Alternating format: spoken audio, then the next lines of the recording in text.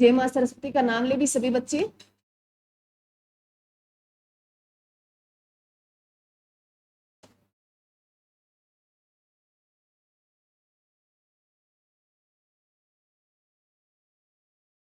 क्या पढ़ रहे हैं हम? हिस्ट्री में,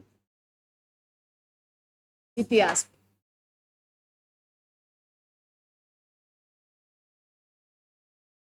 आज हम बातें नहीं भी पीछे ये नहीं भी बात, आज हम करेंगे भी वैदिक काल। वैदिक काल आज हम करेंगे। वैदिक काल, वैदिक काल के बारे में बहुत कुछ है। हम वही बातें पढ़ेंगे जो सिर्फ एग्जाम के ओरिएंटेड, क्योंकि वैदिक काल में वेदों का जिक्र है। वेदों को पढ़ने में सालों लग गए थे भी, उनको बनाने में। तो आप सपोज करें भी 1-2 दिन में कैसे कंप्लीट हो सकते। तो हम वही एग्जाम के ओरिएंटेड बातें करें जो एग्जाम में पूछी गई है और पूछने की संभावना है और जो आपके लिए जरूरी है भी।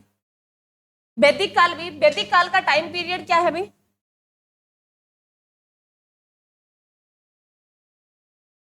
वैदिक काल का जो टाइम पीरियड रहा ये 1500 बीसी से, बिफोर क्राइस्ट भी, से 600 बीसी तक।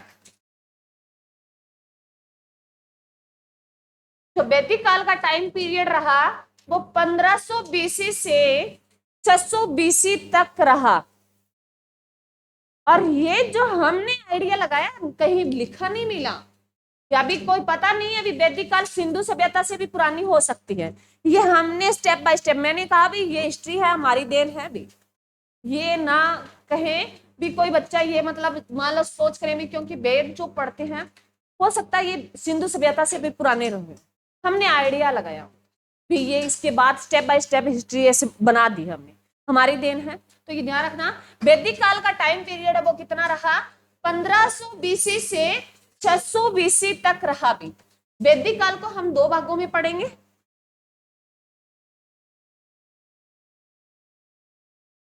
ऋग वैदिक काल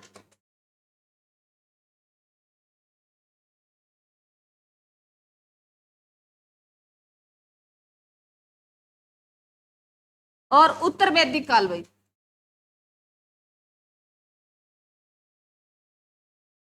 उत्तर वैदिक काल में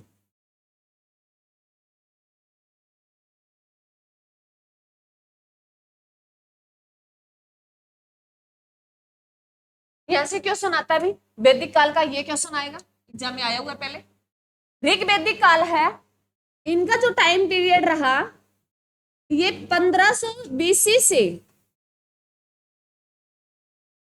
1000 बीसी तक भी एग्जाम में क्वेश्चन आया हुआ है। उत्तर वैदिक काल का जो टाइम पीरियड रहा वो 1000 बीसी से 600 बीसी तक हुई।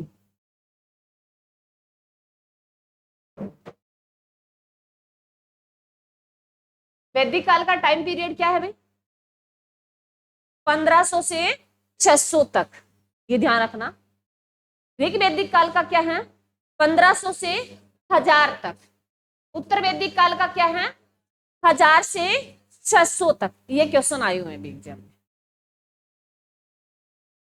जो वैदिक काल जो लोग थे ये कहते हैं भी आर्यों की देन है, ये जो है आर्यों की देन है। सुन लो, पहले लिखना नहीं है, मैं लिखूं बस उतनी बातें लिखनी है तुम्हें याद करने के ओरिएंट। जो ये थे कहते हैं भी आर्य, आर्यों के बारे में अलग अलग मथन बनाए गए भी। कोई कहता है भी वो मध्य एशिया से आया, कोई कहता है भी वो उत्तर पूर्व से आया, कोई कहते हैं भी वो भारत में ही थे।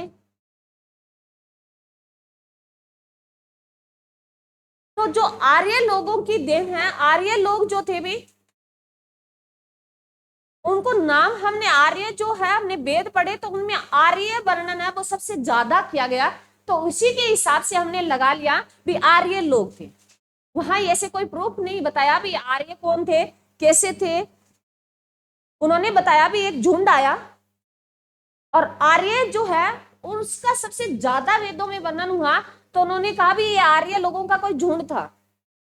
आर्य लोगों का कोई झुंड था, कबीला था, जो कोई तो कहते ये पशु चराते चराते पहुंच गए थे, क्योंकि पहले जो ये पशु चराते थे।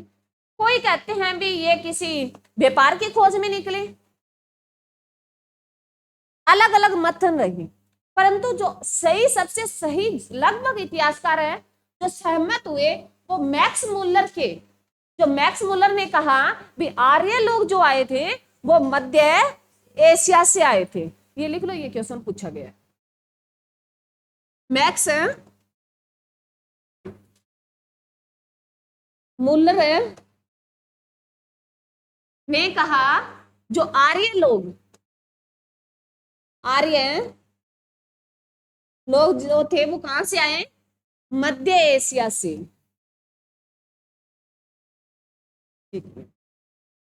मध्य एशिया से आए थे।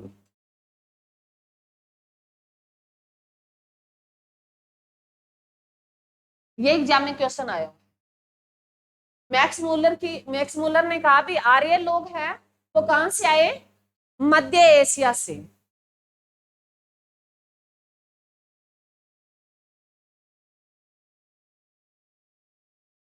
ये बाहर तभी इधर ध्यान से सुने, इधर ईरान है, मध्य एशिया जो ईरान, भाई इस एरिया से जो है ईरानी जो है वो आर्य थे यहाँ मध्य एशिया में, एशिया से। ईरान से चले वो अफगान पहुंचे, अफगान से भारत में एंट्री कर गए। आर्य लोग थे, ध्यान से सुनना भी। ईरान से भी, ईरान है, ईरान, इराक, जो ओपी ईसी कंट्री है भी, पेट्रोलियम जो कंट्रियां हैं, ईरान, इराक, वहां से आए थे। कौन है, आर्य लोग मध्य एशिया से। ईरान से चले वो अफगान पहुंचे,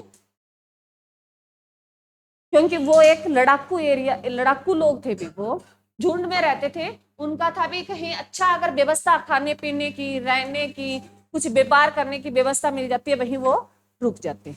तो वो ईरान से चलकर अफगान पहुंचे, अफगान से भारत में एंट्री की। तो ये ध्यान रखना, कहां से चले वे, ईरान से, ईरान से अफगान भी, अफगान से भारत में एंट्री कर ली। अफगानिस्तान, ईरान की राजधानी क्या है, ईरान की राजधानी क्या है, तेहरान। अफगानिस्तान की राजधानी काबुल, अफगानिस्तान की राजधानी काबुल। कौन सा मुगल बादशाह था जिसको काबुल में दफनाया गया भी, हाँ जी, कौन सा मुगल बादशाह था जिसको काबुल में दफनाया गया था भी, कौन था, बाबर था भी। बाबर को कहां दफनाया गया भी, काबुल में। ये एग्जाम में क्वेश्चन आया हुआ। ऐसा मुगल बादशाह जिसे बाहर से बाहर जिसका मकबरा पड़ता है वो कौन सा है, बाबर है भी। एक बाबर है और एक है कौन है भी, बहादुर शाह जफर है भी। तो ये ध्यान रखना, दोनों ही क्वेश्चन आए हुए। उसके बाद भी वो भारत में पहुंच गए आर्य लोग। उन्होंने झुंड में आए, जिनको कबीला बोला गया। झुंड, जो आर्य लोगों का झुंड था उसको कबीला बोला गया। आर्य लोगों का जो झुंड था उसको कबीला बोला गया। बिहारी लोगों का जो झुंड था उसको क्या बोला गया, कबीला बोला गया। ये कबीला आया, उन्होंने, उनके पास फिर जो हमारे भारत में आए, मतलब रहने के लिए। अब जैसे मान लो हमारा कोई पड़ोसी आ जाए, गांव में पड़ोसी आ जाए, तो गांव वाले रहने देंगे, नहीं रहने देंगे ना, इतना आसानी से नहीं रहने देंगे, नहीं रहने देंगे ना। अरे सभी गांव से ही होंगे, एक आधा ही शहर से होंगे। और फिर भी जानते हैं शहर में अगर पड़ोसी आ जाए, मतलब ऐसे ही कोई बैठ जाए आके, सपोज करें बिना किसी प्लाट के लिए, बिना कोई पैसे दिए, और आके बैठ जाए हमारे साइड में, चाहे खाली पड़ी हो जगह, हम रहने देंगे, रहने देंगे, नहीं देंगे ना। वैसे ही भारत ने नहीं रहने दिया बिहारियों को, परंतु आर्य जो थे वो पूरी व्यवस्था के साथ आए थे। आर्य लोग जो थे वो पूरी व्यवस्था के साथ आए, इन्होंने युद्ध किया, जो आगे हम ऋग्वेद में पढ़ेंगे। ऋग्वेद में उसका वर्णन है। उसमें बताया गया है भी आर्य लोगों के बीच में जो युद्ध हुआ उसका जो है, उन्होंने जो युद्ध किया वो एक मतलब बड़ा संग्राम था। जैसे 10 राजाओं के बीच जो उनका युद्ध था भी, उनमें अलग अलग नाम बांटे गए। वो थोड़े से झुंड में रहने लग गए आर्य लोग। 2 कबीले आगे, मतलब टोली बना लो कोई भी, मतलब चाहे 100 की रही होगी, 20 की रही होगी, 50 की रही होगी, ये कोई प्रूफ नहीं मिला हमें हिस्ट्री में। उन्होंने कहा भी एक कबीला आया, फिर एक कबीला और आ गया, 2 कबीले हो गए। तो जब एक पड़ोसी आ जाए फिर दूसरा पड़ोसी और आ जाए, तो लड़ाई तो पहले तो उनमें हो जाएगी, फिर हमारे साथ हो जाएगी। हमारे पड़ोसी हैं तो हमारे साथ भी होगी। तो वो लड़ते रहे।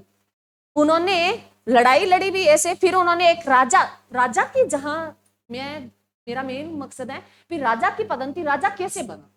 तो वो एक दूसरे के साथ लड़ते रहे। तो उन्होंने सोचा भी ऐसे तो नहीं होगा, भी लड़ाई तो कभी खत्म नहीं होती, हम अपने में से एक राजा बना लेते हैं, भी एक व्यक्ति को पद दे देते हैं, मतलब नेता बना लेते हैं। आज के टाइम में नेता बोलते हैं ना, वैसे ही उन्होंने एक पदोन्नति दे दी, किसकी भी, राजा की। सुन लो, लिखने वाली बात नहीं है, समझने वाली। राजा की पदोन्नति दे दी।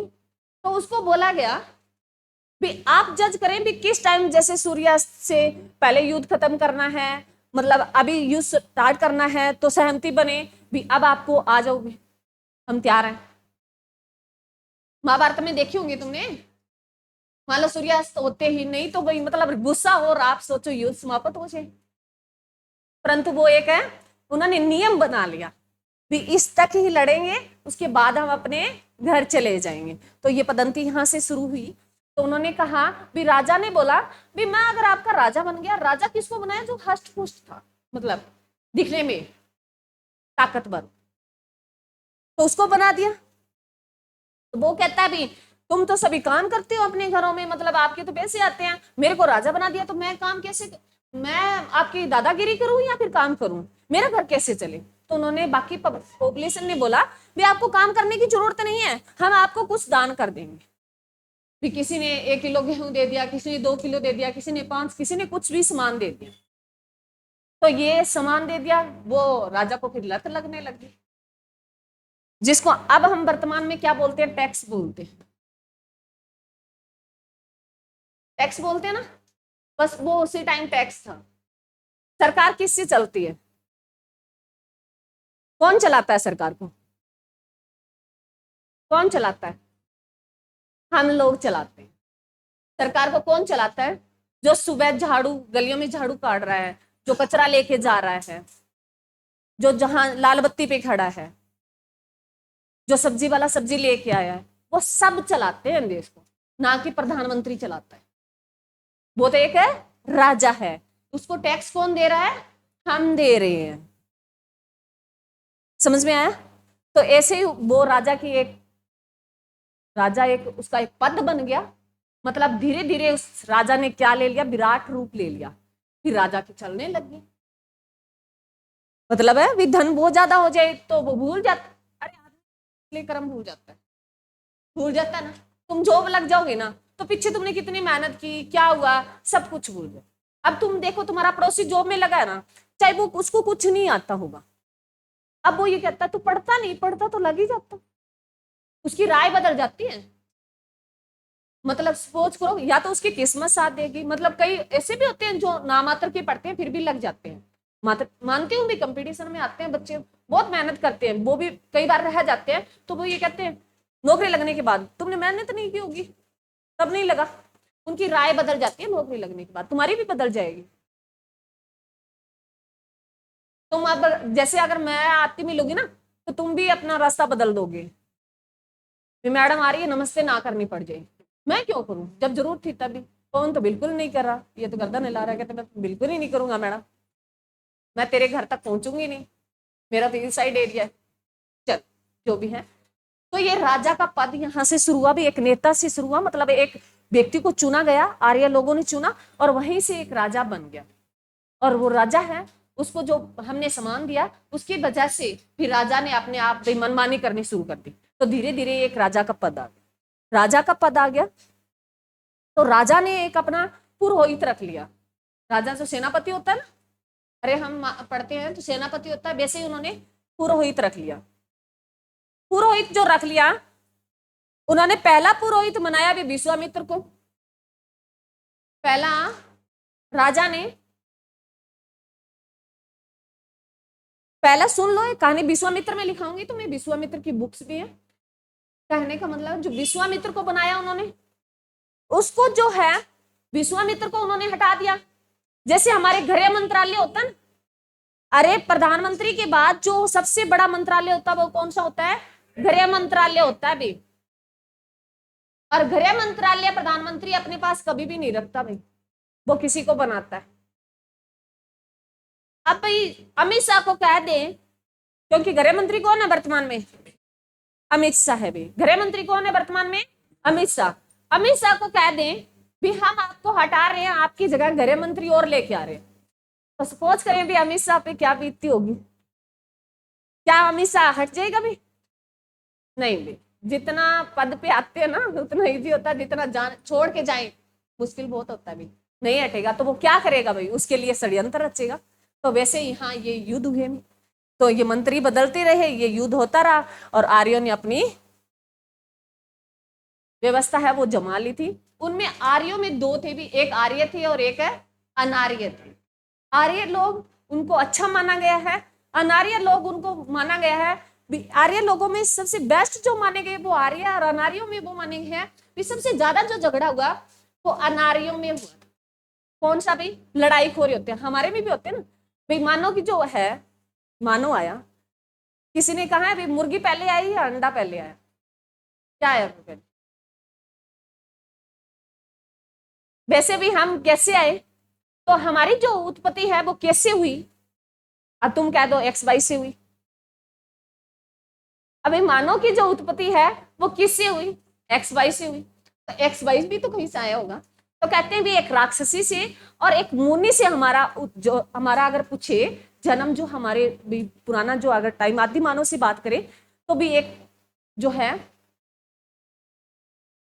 मुनि था और एक राक्षसी थी। उन्हीं की देन है, हमारे में दो गुण मिलते हैं भी। जो सही मतलब सही सिस्टम में जो मुनि के अगर ज्यादा गुण आ जाते हैं ना, वो तो सही सही ठीक ठाक चल जाता है।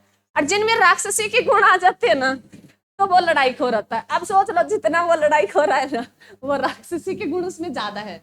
और जो धर्म मतलब ऐसे है, धर्म में जाता है भी, सिस्टम सही स्थिति संभाल लेता है, मतलब सही, मेरा कहने का मतलब जिनका नेचर ठीक ठाक हो, तो वो मुनि के गुण आ जाते हैं। ये एक कहानी है भी, ये क्या है? क्या कहानी बनाई गई है हमने, ये कहानी बनाई है। वास्तव में किसी को नहीं पता, ये इतिहासकारों की देन है। वो ऐसा ना कहे भी मैडम ने मेरे बारे में क्या कह दिया, ये तो है ही नहीं वास्तव में, आपको कैसे पता? तो ये तो आपको ही पता है भी, एक्स एक्स के गुण ज्यादा हो जाए या वाई वाई ज्यादा हो जाए तो परिवर्तन होता है ना। कई रूप होते हैं। अरे कई लेडीज नहीं होती बहुत लड़ाई खोरी होती है, कई जेंट्स होते हैं। कई जेंट्स में लेडीज के गुण नहीं आते, उसकी चाल भी लेडीज जैसी, उसकी आवाज भी लेडीज जैसी। तो मतलब जो ये है ना, ये वो है भी, एक्स एक्स की मात्रा ज्यादा हो जाना या वाई वाई की मात्रा ज्यादा हो जाना। तुम साइंस पढ़ के आए हो तो तुम्हें ये पता होना चाहिए, उसका इफेक्ट होता है। चलो, तो आए भी कहानी थोड़ी, बस ये कहानी थी भी। जो आर्य लोग आए थे वो ईरान, इराक, मध्य एशिया से, ये मैक्स मुलर ने कहा, और लगभग इतिहासकारों ने इसको सही माना भी। इसमें एक तिलक था भी, एक तिलक जो इतिहासकार था, उन्होंने कहा भी ये तिलक कहाँ लगाते हैं भी? माथे में लगाते हैं। तो ये कहते हैं भी उत्तर पूर्व से आया था। उत्तर ऊपर ही होता होगा, पूर्व से आया था, उत्तर पूर्व से आया था, तिलक ने कहा। परंतु मैक्स मुलर वाला एग्जाम में क्वेश्चन पूछा गया। क्लियर है? आगे चले, चलो लिखें भी ऋग्वेद। अब बातें नहीं, आप जितना हम बस जो लिखना है वो आप लिखाऊंगी, बातें होगी भी, बस इतना ही बताना था, क्योंकि आर्यों के बारे में थोड़ा जानकारी तुम्हें समझ में आनी चाहिए। वेद भाई, वेद नाम सुन रखा है सभी ने? वेद सुन रखे? कितने होते हैं वेद? कितने होते हैं? चार। चार वेद। जिसमें ऋग्वेद,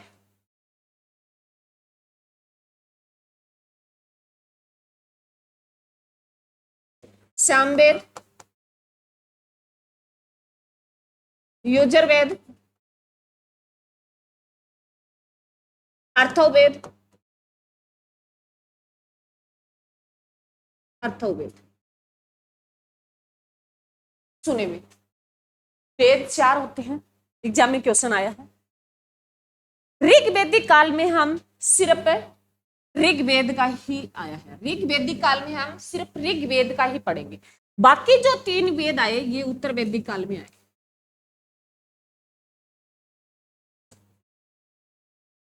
बाकी के 3 वेद जो लिखे गए वो उत्तर वैदिक काल में लिखे गए। ऋग्वेद को ही ऋग्वेदिक काल में लिखा गया। ये ध्यान रखना, एग्जाम में पूछ सकता है। वेद 4 है, ऋग्वेद है, सामवेद है, यजुर्वेद है, अर्थवेद है। ऋग्वेद को ही ऋग्वेदिक काल में पढ़ेंगे, बाकी 3 जो है वो हमें उत्तर वैदिक काल में पढ़ेंगे भी। उत्तर वैदिक काल का टाइम पीरियड भी 1000 से 600 BC तक, और ऋग्वेद का भी 1500 से 1000 तक भी। चलिए ना, अब इनके साथ ही लिख लो। वेदों की जो भाषा थी वो कौन सी भाषा थी? संस्कृत में। एग्जाम में क्वेश्चन आया है, वेदों की जो भाषा थी वो कौन सी थी? संस्कृत थी भी। वेदों की भाषा कौन सी थी भी? संस्कृत थी। संस्कृत एक जो हम पढ़ते हैं वो संस्कृत नहीं थी भी। संस्कृत जो एक हम नॉर्मल पढ़ते हैं ना, जो हमारी बुक्स लगती है अभी, जैसे ये 10th तक होती है भी, अब तो कंपलसरी कर दिया शायद संस्कृत को। वो संस्कृत और उस संस्कृत में, वेदों वाली संस्कृत में थोड़ा सा डिफरेंस है। जैसे इंग्लिश, फ्रेंच इंग्लिश मतलब और हमारी इंग्लिश में डिफरेंस होता है ना थोड़ा थोड़ा, वैसा डिफरेंस है भी। देखने में ऐसे, कहने में सेम लगती है परंतु थोड़ा अंतर है, तो ये ध्यान रखना। अब हिंदी तो बिहारी बोलते हैं, सबसे शुद्ध हिंदी बोलते हैं बिहारी, बोलते हैं ना। यूपी वाले बोलते हैं, और हम सोचते हैं हमसे ही बोलते हैं, तो वो डिफरेंस होता है भी थोड़ा थोड़ा। तो ये ध्यान रखना, संस्कृत जो है, एक हम जो संस्कृत पढ़ रहे हैं और वेदों वाली संस्कृत में थोड़ा सा डिफरेंस है। क्लियर है? वेदों की भाषा कौन सी थी? संस्कृत थी। कितने अभी वेद? सबसे पुराना वेद ऋग्वेद। अब ऋग्वेद के बारे में लिखो भी, ऋग्वेद। अब आज हम वैदिक काल करेंगे, ऋग्वैदिक काल करेंगे। वैदिक काल में तो 2 पार्ट होगी ना, ऋग्वैदिक काल के बारे में।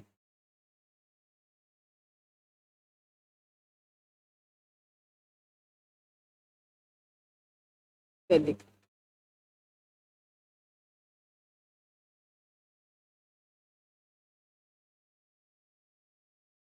ऋग्वैदिक काल में ऋग्वेद का वर्णन मिलता है,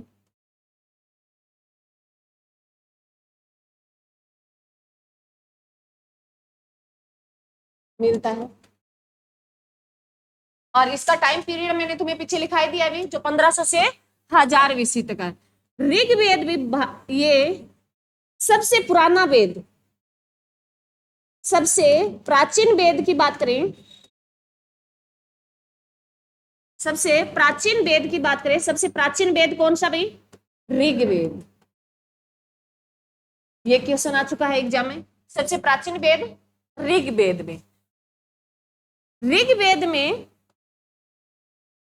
सबसे ज्यादा जो इसकी सबसे, ऋग्वेद की सबसे पवित्र नदी भी, सबसे पवित्र नदी सरस्वती में।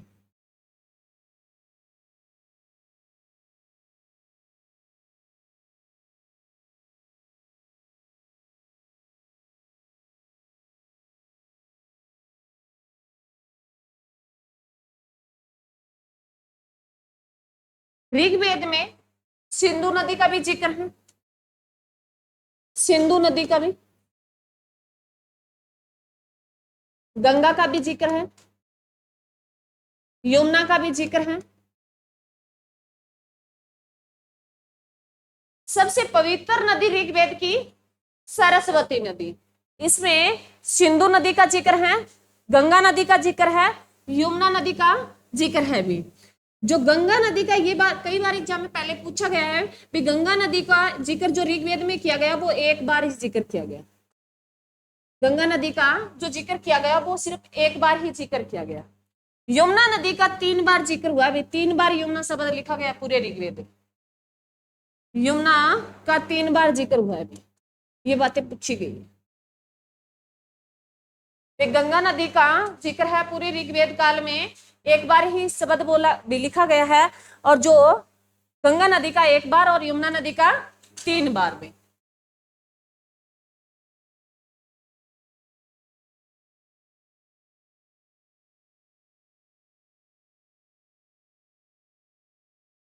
ऋग्वेद में मंडल लिखे भी, पूछता भी ऋग्वेद में कितने मंडल अभी 10 मंडल है भी। ऋग्वेद में कितने मंडल है 10 मंडल है भी। इसके बाद सूक्त पूछता है भी, सूक्त जो है वो 1028 है भी, परंतु सुन लो कई बुक्स में तुम्हें 1017 मिलेंगे, 1017 लिखे हुए मिलेंगे। कुछ जो सूक्त है वो रिपीट हो जाते हैं, कुछ सूक्त जो है वो रिपीट हो जाते हैं, ये ध्यान रखना। परंतु जो 99% ठीक है वो 1028 ठीक है। कोई बच्चा बहस ना करे, मैंने तुम्हें कहा भी हिस्ट्री के साथ तुम बहस नहीं कर सकते, क्योंकि हिस्ट्री हमने लिखी, तुम्हें जो मिला पढ़ लो, परंतु ऐसा कोई क्वेश्चन नहीं पूछेगा जो तुम्हें एग्जाम में कंफ्यूज कर। उसके साथ मैं तुम्हें बताती हूँ भी ऑथेंटिक कौन सा है, सही माना किसने क्वेश्चन। तो तुम्हें कोई बुक्स में अगर 1017 मिल जाए ना, तो ये मत कहना भी बुक लिखने वाला गलत है या मैडम गलत है, दोनों में एक तो गलत माना ही जाएगा। तो ये ध्यान रखना, मैंने दोनों ही लिखा दिए, मैं बीच बीच की रह जाऊं भाई। 1028 और है 1017 है भी, और तुम ना इसको ऐसे 1028 मत करना, 1028 याद रख, क्योंकि ऐसे तुम डाटा याद करते हो ना तो इजिली याद रह जाते हैं और लंबे टाइम तक याद रहते हैं। 1028 से याद रख, ठीक है। उसके बाद इन्हीं सूक्तों से ये एक बनाया गया, इन्हीं सूक्तों से मंत्र बनाए गए।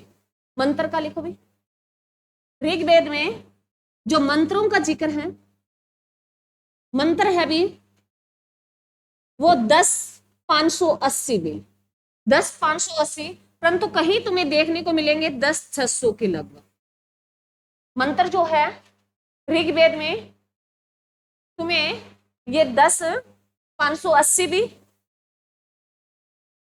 इन्हीं सूक्तों से ये बनाए गए भी, इन्हीं सूक्तों से ये क्या बनाए गए, मंत्र बनाए गए भी। जैसे गायत्री मंत्र है, महामृत्युंजय मंत्र है। तो ये जो मंत्र है ये जो इन्हीं सूक्तों से लेके बनाए गए, कितने बनाए गए भी 10,580, 10,580 मत करना, बस 10,580 ऐसी याद है। क्लियर है? अरे क्लियर है? आप लिखें भी, अभी ध्यान से सुनना, मैंने इतना अभी वेद के बारे में बताया, ऋग्वेद के। अब मैं ये लिख रही हूँ जो ऋग्वैदिक काल था वो कैसा समाज था। ऋग्वैदिक काल लिखे भी पितरात्मक समाज। सिंधु सभ्यता कैसी थी भी, मात्रात्मक। ऋग्वैदिक काल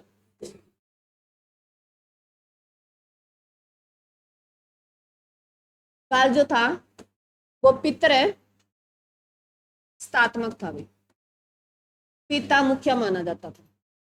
पितर जो पिता था वो मुखिया माना जाता था। सिंधु सभ्यता में माता मुखिया मानी जाती थी। अब जो चल रहा है टाइम पीरियड वो मिक्स चल रहा है। आने वाला टाइम फिर मातृस्थात्मक होगा, एक लंबे टाइम के बाद मातृस्थात्मक होगा, क्योंकि तुम जो है चलती नहीं है, तुम्हारी नशा करते हो, तुम करती तो लड़कियां भी है, मैं पक्ष नहीं लेती लड़कियों का, वो भी ट्रेंड में है। वो सोचती है सिगरेट पी लेंगे तो पता नहीं क्या हो, बीड़ी पी लेंगे, दारू पी लेंगे, टेस्ट करके देखती है लड़कियां आजकल जो है, क्योंकि सबसे इफेक्ट पड़ रहा है इस सोशल मीडिया का। वो सोशल मीडिया पे देखती है नहीं, अरे मान लो कोई शराबी तुम देखते हो, तुम्हें घृणा नहीं आती शराबी से? मैं मतलब अपनी जिंदगी, जैसे यहाँ कई बार पड़े रहते हैं, तो मतलब सपोज करें भी उसकी माँ ने कितने सोमवार किए होंगे, कितने मंगल रखे होंगे, कितने बुधवार किए होंगे, तब वो उसको प्राप्त हुआ। फिर बाद में उन्होंने ये हालात बना रखे। तो सपोज करें आपकी जो अभी तक, मैं आपको कह रही हूँ लड़कों को स्पेशल, लड़कियों से ये है, मैं इन लड़कियों को ही कहती हूँ, परंतु तुम बस जॉब लग जाओ बहुत अच्छी बात है, नहीं लगो मतलब बाई चांस कुछ भी हो जाए, मतलब हो सकता है, दोनों साइड सही रखनी चाहिए। तुम नशा मत करना, कभी तुम भूख नहीं मरोगे, कभी तुम्हें किसी चीज की कमी नहीं आएगी। नशा करने लग गए, तुम सोच लेना तुम्हारे हालात, तुम्हारे तो होंगे ही होंगे, तुम्हारे माँ बाप का क्या होगा। पहले एक बार बस उनकी तरफ देख लेना, बाकी किसी की तरफ मत देखना करने से पहले। और ये लड़कियां भाई,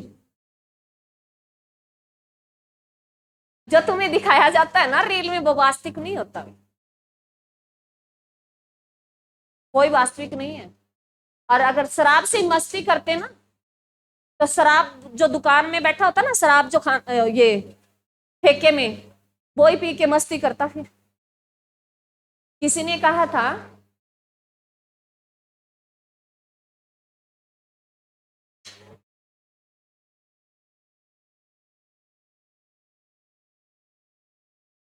शराब ठेका देख रखा है सभी ने, देख रखा हुआ,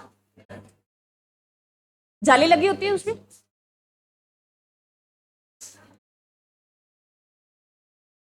इतना क्या खाना होता है, जाली में होता ना।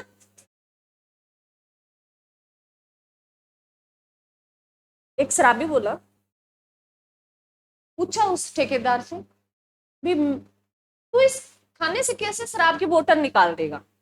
तो उस ठेकेदार का सामने से जवाब आया, भी तू बोतल की बात कर रहा है, मैं इसके अंदर से जमीन निकाल देता हूं। तो तुम सोच सकते हो, भी तू तो बोतल की बात कर रहा है, मैं इसके अंदर से पूरी की पूरी जमीन निकाल देता हूं। तो ये सोच लो ये बात कहां तक पहुंची।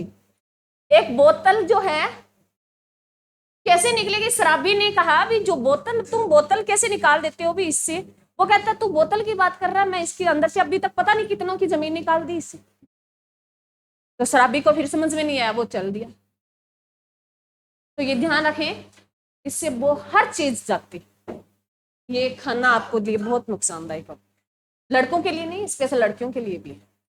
क्योंकि आज का टाइम मैंने सुना है, अभी तक मैंने किसी को फेस नहीं देखा भी, क्योंकि कोई बस में आती है, कोई फ्रेंड सर्कल में कोई बता देता है भी हाँ करती है, यहाँ कोई ये आर्यभट्ट कॉलेज बताया गया, उधर मिली है लड़कियां, तो ये बोला गया है तुम भी साथ हो, अलग नहीं है, तुम्हारी से तो शुरुआत हुई है।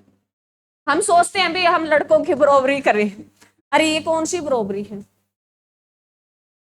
इनसे आगे निकलना है इनको। अब आपका समाज था पितृत्वात्मक समाज था, हम कोशिश करें भी मातृत्वात्मक समाज लेके, परंतु अच्छे तरीके से। ये नहीं है भी तुम सिगरेट पी लो, बीड़ी पी लो, शराब पी लो, इन चीजों से नहीं आएगा भाई। इसके साथ तुम्हारे माँ बाप का क्या हालात होगा तुम सोच सकते हो। और तुमने ये नहीं है तुम भी आगे किसी को जन्म दोगे, तुम भी जननी बनोगे और तुम भी पिता बनोगे, ये नहीं है। तो ये सोच लेना भी तुम्हारा क्या हाल होगा। अगर ये गलत तुम देखते हो तो उस पर ध्यान भी रखा करो। पढ़ना लिखना ही सब कुछ नहीं होता, समझदारी भी बहुत कुछ। जहां भी कहीं संस्था कोई स्कूल में आ जाए तो तुम्हें इन बातों का ध्यान रखना भी बहुत जरूरी होता है। अगर तुम देख रहे हो ना, तो कम से कम एक बार तुम कोशिश करो अपने सहपाठी को भी ये गलत है, ना कि उसका सहभागी बन।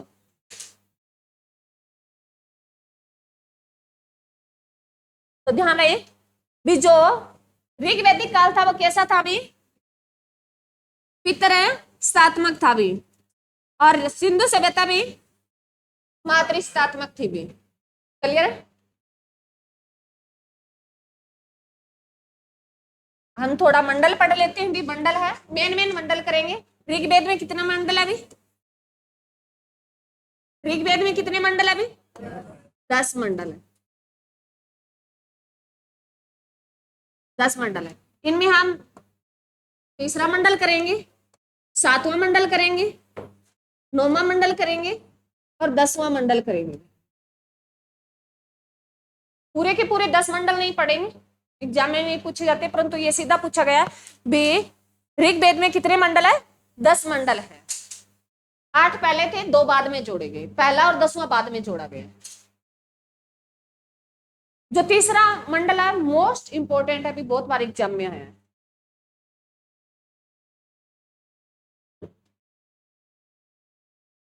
थर्ड मंडल है भी,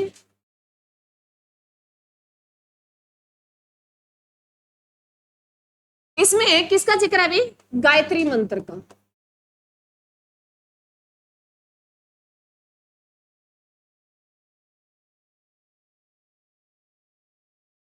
इसमें किसका जिक्र है भी? गायत्री मंत्र का है।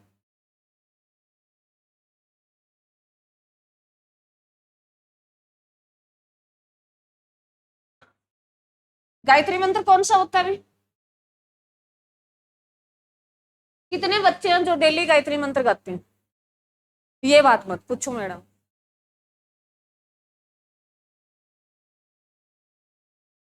सुन लो, ये गायत्री मंत्र स्कूल में पढ़ाया जाता है ना, प्रेयर शुरू होने से पहले गायत्री मंत्र का जाप करते हो। गायत्री मंत्र एक ऐसा मंत्र है जिनको तुम कहते हो ना भी, अगर तुम ये आजकल जो ट्रेंड चला है वो शिव जी वाला, कौन सा जो बताता है, कथा बताता है ना शिव जी, प्रदीप मिश्रा कहता है भी तुम 5 सोमवार फास्ट रख लो, या 5 सोमवार तुम ये जो पानी का जो क्या होता है कलश होता है वो उस पे शिव जी पे चढ़ा दो भी। शिव जी पे क्या है? शिवलिंग पे, शिव जी पे चढ़ाते लिए शिवलिंग पे। शिव जी तो वैसे ही गंगा लेके बैठा है, चढ़ा दो तो आपकी नौकरी लग जाएगी। तुम पढ़ाई छोड़ के 5 दिन चढ़ाना भी, 5 सोमवार एक महीने में हो जाएंगे। तुम देख लेना तुम्हें 2 शब्द याद हो जाए, नहीं होंगे। जिसने फॉर्म ही नहीं भर रखे वो कैसे नौकरी मिल जाएगी उसको? कुछ नहीं होता, ये सिर्फ क्या है, भ्रम की स्थिति है भी। मैं तुम्हें सिंपल बताती हूँ, तुम गायत्री मंत्र पढ़ लो और डेली इसका जाप करो 2-3 बार, जैसे आ रहे हो, सफर कर रहे हो, बैठे हो खरी, गायत्री मंत्र का जाप करते हो, तुम्हें इतनी पावर मिलेगी खुद के शरीर से। मालिक कहाँ है? कहाँ है मालिक? हमारे अंदर ही है ना। इस बात को तुम जानते हो ना? जानते हो? अरे कोई ऐसा बच्चा नहीं जानता होगा जो भी मालिक हमारे अंदर नहीं है, वो मंदिर में है, अंदर है ना। तो फिर तुम क्यों जाते हो मंदिर? अरे मंदिर किस लिए बनाए गए भी? शांति से बैठ के वो नाम जप करें। आंकड़े के वो फूल चढ़ा दो, आंकड़े को कोई पूछता ही नहीं था, अब लोग घर लगाते हैं।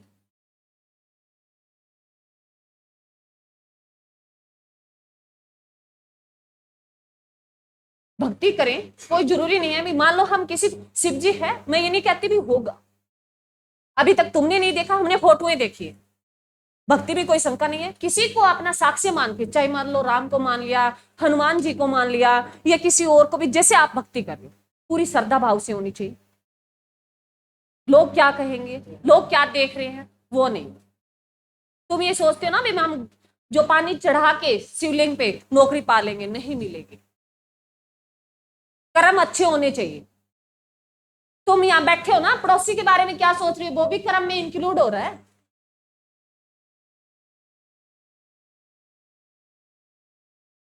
तो ये ध्यान रखना। तुम गायत्री मंत्र एक ऐसी पावर है, ये किसको समर्पित था भी? गायत्री मंत्र ऋग्वेद में ये बताया गया भी, ये सूर्य को समर्पित था भी। गायत्री मंत्र जो है ऋग्वेद में ये बोला गया है भी, ये सूर्य को था। सूर्य अगर 5 दिन ना निकले ना तो हमारी कैसी स्थिति हो सकती है। तो ये ध्यान रखें भी, ये भगवान को समर्पित था। किसको भी?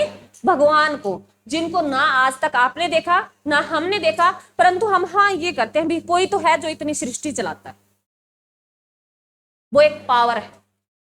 और गायत्री मंत्र में वो पावर है, तुम प्रैक्टिकल करके देख लेना, 1 मंथ कंटिन्यू गायत्री मंत्र का जाप करना। और बोला गया है भी गायत्री मंत्र को 108 बार अगर पढ़ के तुम कोई मन्नत करते हो तो वो कंप्लीट होती है। ये बोला गया, लिखा गया ऋग्वेद में, मैंने नहीं बोला, ये बोला गया। परंतु मेरा ये मानना है भी, कॉन्फिडेंस आता है, कॉन्फिडेंस आता है गायत्री मंत्र से। तो डेली एक काम करना भी, गायत्री मंत्र का जाप करना है। गायत्री मंत्र है वो किसको अर्पित है? अभी सूर्य भगवान को। लिख लो।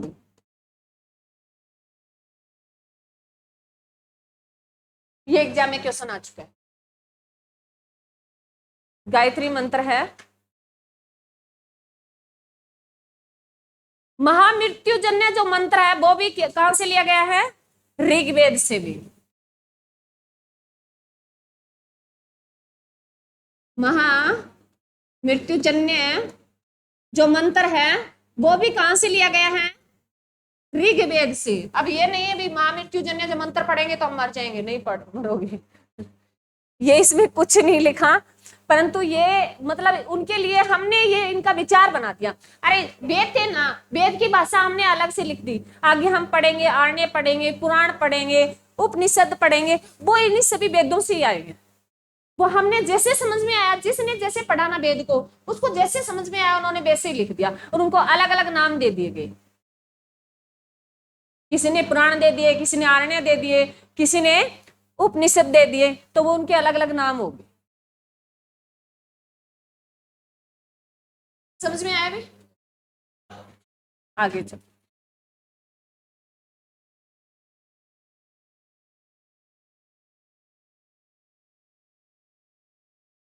सातवां मंडल लो।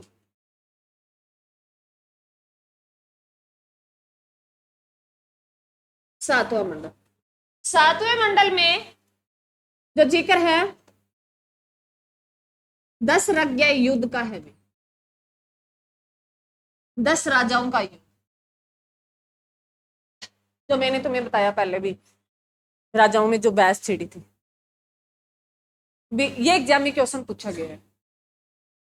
फिर 10 राजाओं का जो 10 रज्ञ है, ऐसे नाम लिखा है इसमें। 10 रज्ञ जो युद्ध है वो 10 राजाओं के बीच युद्ध था। वो 10 राजा कैसे? जैसे मैंने तुम्हें बताया भी, आर्य लोग थे, आर्य और अनार्य दो थे भी, ये ध्यान रखना। ऋग्वेद में 2 लोगों की बात हुई है। किन की? ये बात लिख लेना, आर्य है और भाई अनार्य लोग।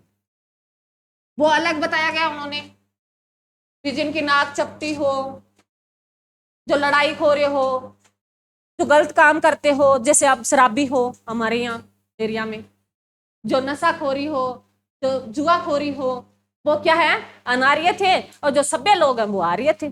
बस यही बोला गया। जो गलत काम करते थे उनको अनार्य बोला गया, और जो सही काम करते थे उनको आर्य बोला गया।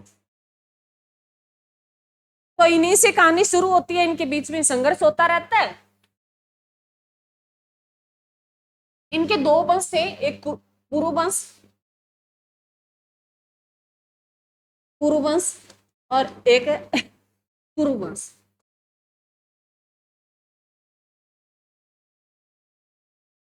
इन्हीं के भी मध्य युद्ध हुआ। पुरुवंश जो राजा था पुरुवंश का,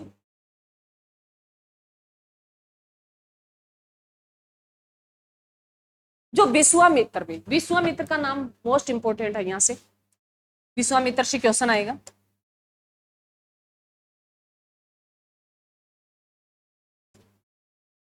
भी राजा था। राजा मैंने बताई दिया भी राजा कैसे बना। भी एक मंडली ने एक किसी आदमी को बना दिया, भाई तुम हमारी जो पूरी मंडली को जज करेगा।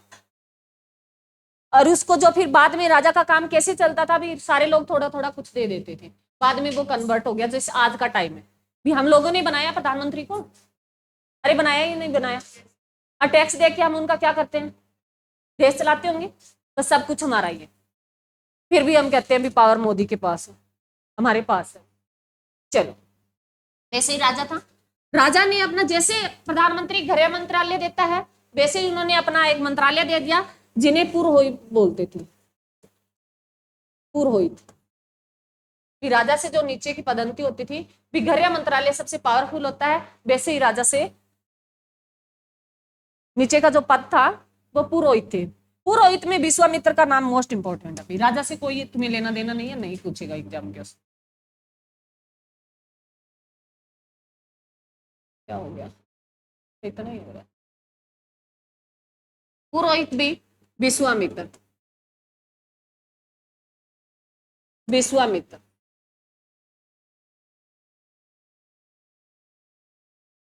पुरु वंश ने पहला अपना जो पुरोहित बनाया था वो विश्वामित्र को बनाया, और विश्वामित्र को हटा के उन्होंने अपना दूसरा पुरोहित बना दिया था, वो वेस्ट को बना दिया था, वेस्ट को बना दिया। फिर विश्वामित्र को मैंने कहा भी अमित शाह को हटा के अमित को दे दे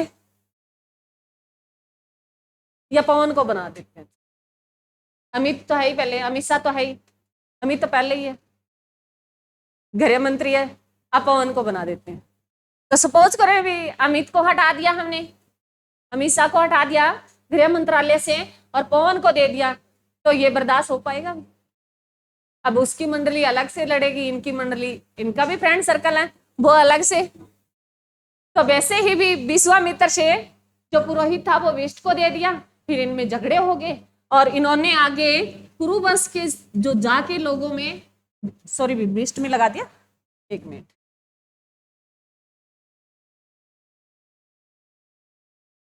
विश्वामित्र जाके कुरु वंश में मिल गया और उन्होंने राजाओं के साथ राजाओं को भड़काना शुरू कर दिया। अमित जाएगा सभी पूरे फतवाज में फैला देगा, बस भी ये ऐसे ही है, सारा तंत्र ऐसे ही है, कुछ भी नहीं है पवन, उनको बना दिया, सब कुछ सही चल रहा था। मतलब फिर झगड़ा हुआ, 10 राजा इकट्ठे हुए, उनके बीच में झगड़ा चला भी। उस 10 राज्य युद्ध का जिक्र है वो किस में है भी? 7वें मंडल में और ऋग्वेद में है भी। तो ये ध्यान रखना, ये एग्जाम में पूछेगा, राजा ने पूछेगा तुमसे, वो कहानी नहीं पूछी जाएगी, ये पूछा जाएगा भी 10 राज्य युद्ध हुआ वो कौन से मंडल में हुआ, कौन से मंडल में वर्णन हुआ, नहीं वर्णन मिला है, कौन से मंडल में? 7वें मंडल में। और ये किस नदी के किनारे हुआ ये पूछा जाएगा। प्रूसणी भी, प्रूसणी जो नदी के किनारे हुआ था, प्रूसणी नदी के किनारे में ये पूछा जाएगा। 10 राज्य जो युद्ध हुआ वो कौन सी नदी के किनारे हुआ? प्रूसणी नदी के किनारे हुआ। किस क्लास है? Second class. चलो फिर समाप्त कर देते हैं। चलो क्लियर है भाई? 2 मिनट रिवीजन दे देते हैं क्योंकि और रहते हैं सर आगे। ऋग्वेद है सबसे पुराना वेद भाई, वेदों की भाषा भाई कितने हैं वेद? ऋग्वैदिक काल कैसा समाज है? पितर है, सात्मक है भी। ऋग्वेद में गंगा नदी का कितनी बार जिक्र किया गया है? यमुना नदी का, उनकी पवित्र नदी भी। मेरा ध्यान तुम्हारी तरफ है।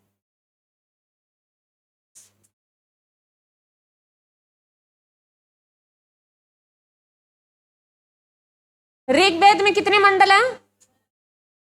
कितने सूक्त हैं? 10 है, 28 भी, 1028, 10 28 से याद रखना तुम्हें। कितने मंत्र हैं? 10 580 भी। अगर सुन लो, ये भी ऑप्शन देके जाती हूँ, अगर तुम्हें एग्जाम में ऑप्शन में 580 ना दिखे तो 600 पे चले जाना, कहीं ये ना मैडम ने तो इनमें से कोई नहीं करा। जहां 600 लिखा मैंने दोनों बातें लिखाई, अगर 580 नहीं है 600 मिला तो 600 पे चले जाना ऑप्शन में। और सूक्त की बात करें भी 10 28 ना हो तो 10 17 पे भी चले जाना। क्लियर है? जो तीसरा मंडल अभी किसका जिक्र है? तीसरे मंडल में गायत्री मंत्र जो है किसको समर्पित है अभी? सूर्य भगवान को भी। 7वें मंडल में किसका जिक्र है अभी? 10 राज्य युद्ध का, जो कौन सी नदी के किनारे हुआ भी? प्रूसणी नदी के किनारे। क्लियर? ये था भी, आगे कल करेंगे। Thank you.